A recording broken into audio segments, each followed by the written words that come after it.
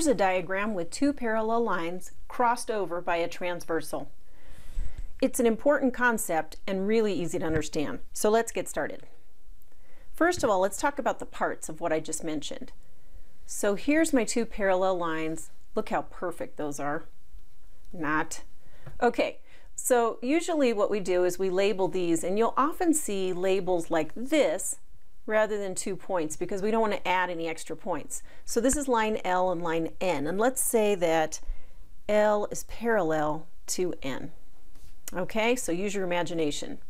If those are parallel and I cross over them by a third line that is not parallel to them, it creates 8 angles.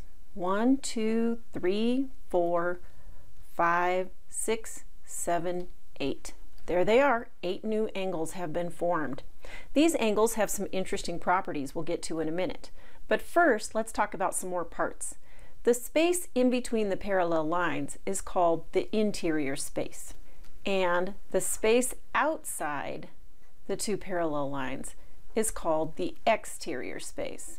When we're naming those angles, we use these terms interior and exterior to point out which angles we're talking about. We also use the words consecutive and alternate. Two consecutive angles are angles that are right next to each other, like these two, or these two. Any two consecutive angles happen to be supplements. Well, why is that?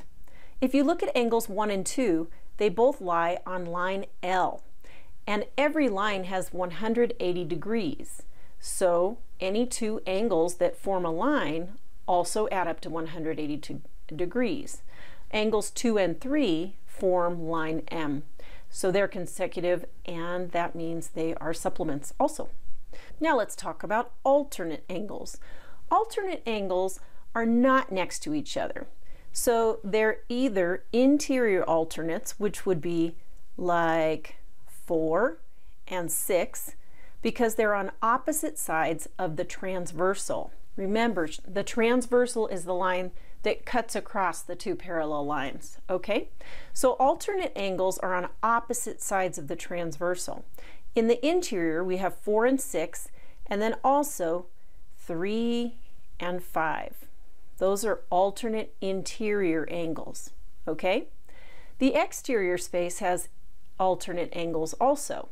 That would be angles 1 and 7, or angles 2 and 8.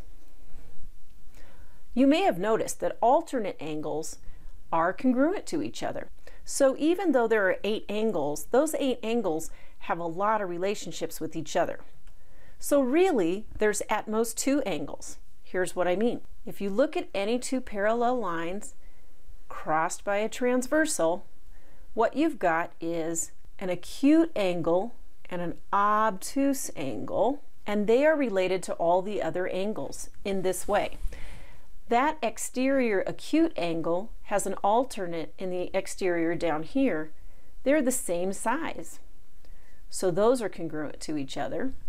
Well, also, those ones are vertical angles with these interior angles.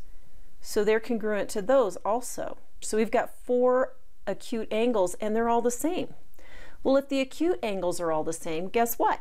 The obtuse angles are just their supplements. So notice that all the consecutive angles are these acute and obtuse pairs that add up to 180. And so this has an alternate right here, and they are the same as each other, which is a vertical angle to this one.